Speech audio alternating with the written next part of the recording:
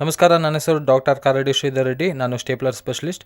ನಾನು treatment range hospital KPHP colony road number 4 ಹೈದರಾಬಾದ್ನಲ್ಲಿ available ಇರ್ತೀನಿ.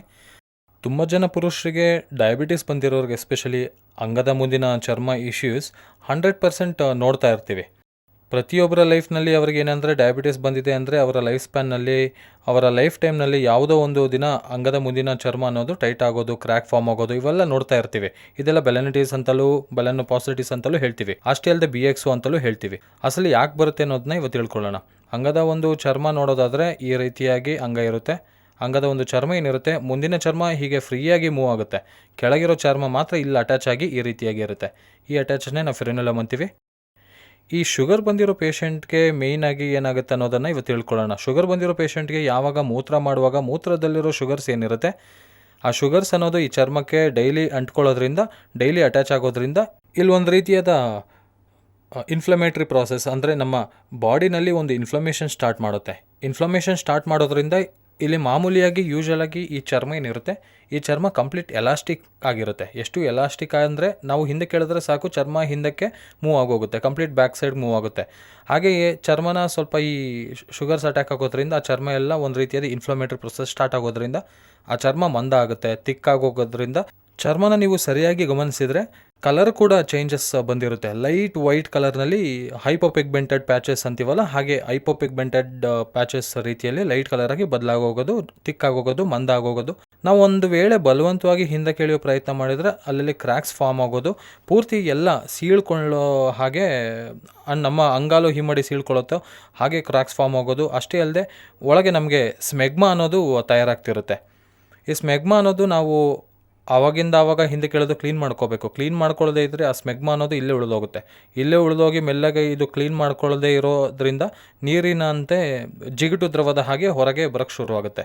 ಒಂಥರ ನೋಡೋದಕ್ಕೆ ಬೆಳ್ಳಗಿನ ಪದಾರ್ಥ ಅಂದರೆ ಬರ್ತಿರುತ್ತೆ, ಬೆಳ್ಳಗಿನ ಪೌಡರ್ ರೀತಿಯಾಗಿ ಹೊರಗೆ ಬರ್ತಿರುತ್ತೆ. ನೀವು ಇನ್ನೂ ಗಮನಿಸಿದ್ರೆ ಚರ್ಮ ಸ್ವಲ್ಪ ಕೆಂಪಗೆ ಅಂದರೆ ರೆಡ್ಡಿಶ್ ಆಗಿ ಬದಲಾಗುತ್ತೆ. ರೆಡ್ಡಿಶ್ ಆಗೋಗಿ ಮತ್ತೆ ಸ್ವಲ್ಪ ಹಿಂದೆ ಕೆಳಿದ್ರೆ ಉರಿ ಆಗೋದು, ನೋವಾಗೋದು ನಡಿಬೋದು. ಇಂಥವ್ರಿಗೆ ಇದು ಕ್ಲಿಯರ್ ಕಟ್ ಬೆಲನಿಟಿಸ್ ಅಂತೀವಿ, ಇದರಲ್ಲಿ ಡೌಟೇ ಇಲ್ಲ. ಹೀಗೆ ಕ್ಲಿಯರ್ ಕಟ್ ಬೆಲನಿಟಿಸ್ ಇರೋರು ಮುಂದೆ ಸಂಭೋಗ ಮಾಡಿದಾಗ, ಇಂಟರ್ಕೋರ್ಸ್ ಮಾಡಿದಾಗ ವಿಪರೀತವಾದ ನೋವು, ಉರಿ ಇವೆಲ್ಲ ನಾವು ನೋಡ್ತಾ ಇರ್ತೀವಿ. ಇದರಿಂದ ಅವರಿಗೆ ಅಂಗಸ್ತಂಭನ ಕೂಡ ಬಿದ್ದೋಗೋ ಅವಕಾಶ ಇರುತ್ತೆ, ಅಂಗಸ್ತಂಭನ ಕೂಡ ಕಡಿಮೆ ಆಗುತ್ತೆ. ಎಲ್ಲಿ ನೋವು ಬರುತ್ತೋ, ಎಲ್ಲಿ ರಕ್ತ ಬರುತ್ತೋ, ಎಲ್ಲಿ ಉರಿ ಆಗುತ್ತೋ ಅನ್ನೋ ಭಯದಿಂದ ಅವರಿಗೆ ಅಂಗಸ್ತಂಭನ ಇಶ್ಯೂಸ್ ಕೂಡ ಬರೋದನ್ನು ನಾವು ನೋಡ್ತಾ ಇರ್ತೀವಿ. ಸೊ ಯೂಶಲಾಗಿ ಡಯಾಬಿಟಿಸ್ ಬಂದಿರೋರಿಗೆ ಅಂಗಸ್ತಂಭನ ಇಶ್ಯೂಸ್ ಇರುತ್ತೆ, ಅವರಿಗೆ ಲಿಬಿಡೋ ಇರುತ್ತೆ, ಸೆಕ್ಷುವಲ್ ಆಗಿ ಆ್ಯಕ್ಟಿವ್ ಆಗಿರಲ್ಲ, ಸೆಕ್ಷುವಲ್ ಆಗಿ ಸ್ವಲ್ಪ ಕಡಿಮೆ ಆಗಿರ್ತಾರೆ. ಅಂದರೆ ಸೆಕ್ಷುವಲ್ ಮಾಡಬೇಕು ಅನ್ನೋ ಆತುರತೆ ಇರಲ್ಲ, ಅದನ್ನೇ ನಾವು ಲಿಬಿಡೋ ಅಂತ ಹೇಳ್ತೀವಿ. ಸೆಕ್ಷುವಲ್ ಆಗಿ ಅವರು ಆ್ಯಕ್ಟಿವ್ ಆಗಿರೋದಕ್ಕಾಗಲ್ಲ. ಅದರ ಜೊತೆಗೆ ಈ ಅಂಗಸ್ತಂಭನ ಕೈ ಸಂಬಂಧಿಸಿದ ಈ ಇಶ್ಯೂಸ್ ಆಗಲಿ ಅಥವಾ ಅಂಗದ ಒಂದು ಚರ್ಮದ ಇಶ್ಯೂಸ್ ಬರ್ತಿದ್ದಂಗೆ ಅವರಿಗೆ ಅಂಗಸ್ತಂಭನದ ಕಂಪ್ಲೀಟಾಗಿ ಬಿದ್ದೋಗಿ ಅಂಗಸ್ತಂಭನ ಕೂಡ ಇಲ್ದಂಗೆ ಆಗೋಗುತ್ತೆ.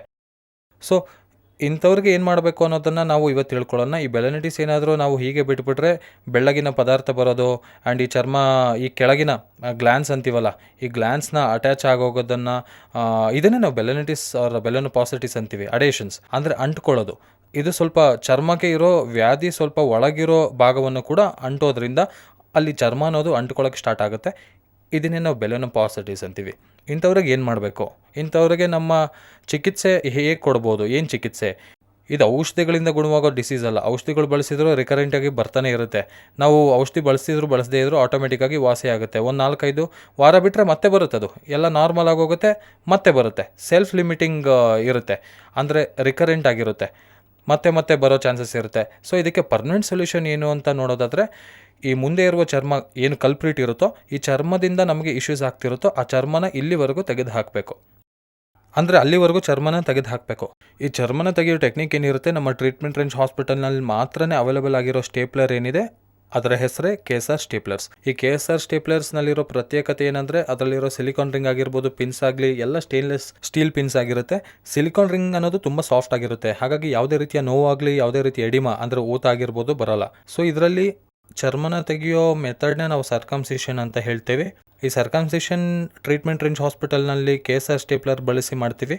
ಈ KSR ಸ್ಟೇಪ್ಲರ್ ಅನ್ನೋದು ಒಂದು ಡಿಸ್ಪೋಸಬಲ್ ಯೂನಿಟ್, ಡಿಸ್ಪೋಸಬಲ್ ಮೆಷಿನ್. ಅದು ಜಸ್ಟ್ ಒಂದು ಪೇಷಂಟ್ಗೆ ಮಾಡಿದ ನಂತರ ಬಿಸಾಕ್ಬಿಡ್ತೀವಿ. ಹಾಗಾಗಿ ಇದರಿಂದ ಯಾವುದೇ ರೀತಿಯ ಕ್ರಾಸ್ ಇನ್ಫೆಕ್ಷನ್ ಅನ್ನೋದು ಇರಲ್ಲ, ಯಾಕಂದರೆ ಅದು ಡಿಸ್ಪೋಸಬಲ್ ಹಾಗಾಗಿ. ಸೊ ಇದಕ್ಕೆ ಮೆಷರಿಂಗ್ ಸ್ಕೇಲ್ ಕೂಡ ಇರುತ್ತೆ. ಒಂದೊಂದು ಪೇಷಂಟ್ಗೆ ಒಂದೊಂದು ಬಳಸ್ತಾ ಇರ್ತೀವಿ. ಅವರವರ ಸೈಜ್ಗೆ ತಕ್ಕಂತೆ ನಮ್ಮ ಸೈಜ್ ತಗೋಬೇಕಾಗುತ್ತೆ. ಅಷ್ಟೇ ಅಲ್ಲದೆ ಅದರಲ್ಲಿರುವ ಚರ್ಮ ಕೂಡ ಎಷ್ಟು ತೆಗಿಬೇಕು ಅನ್ನೋದು ಆ ಸ್ಟೇಪ್ಲರ್ ಸೆಲೆಕ್ಟ್ ಮಾಡುತ್ತೆ. ಎಲ್ಲಿವರೆಗೂ ತೆಗೆಯಬೇಕು ಅನ್ನೋದು ಆ ಸ್ಟೇಪ್ಲರೇ ಮೂಲಕ ನಾವು ತೀರ್ಮಾನ ಮಾಡ್ಬೋದು.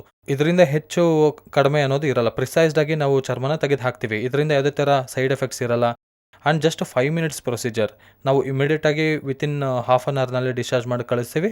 ಫಸ್ಟ್ 2-3 ಡೇಸ್ ಮಾತ್ರ ಒಂದು ರೀತಿಯಾದ ಹಿಡ್ಕೊಂಡಿರೋ ಫೀಲಿಂಗ್ ಇರುತ್ತೆ, ಯಾಕಂದರೆ ಪಿನ್ಸ್ ಬಿದ್ದಿರುತ್ತೆ. ಹಾಗಾಗಿ ಒಂದು ರೀತಿಯಾದ ಡಿಸ್ಕಂಫರ್ಟ್ ಸೆನ್ಸೇಷನ್ ಆಗಿರೋದು ಗೊತ್ತಾಗುತ್ತೆ. ಇಂಥದ್ದೆಲ್ಲ ಫೀಲಿಂಗ್ ಇರುತ್ತೆ. ಸೊ 1-2-3 ಡೇಸ್ನಲ್ಲಿ ನಾವು ಹೇಗೆ ವಾಶ್ ಮಾಡಿಕೊಂಡ್ರೆ ಹಾಗೆ ಹೋಗುತ್ತೆ. ಸೊ ಈ ಪಿನ್ಸ್ ಎಲ್ಲ 8-10 ಡೇಸ್ನಲ್ಲಿ ಬಿದ್ದೋಗುತ್ತೆ. ಆ್ಯಂಡ್ ನಾವು ಮಾಡಬಾರ್ದು ಅನ್ನೋದು 2 ವಿಷಯಗಳು. ಏನಂದರೆ ಯಾವುದೇ ಪರಿಸ್ಥಿತಿಯಲ್ಲೂ ಅಂಗಸ್ತಂಭನ ಆಗ್ದಂಗೆ ನೋಡ್ಕೋಬೇಕು.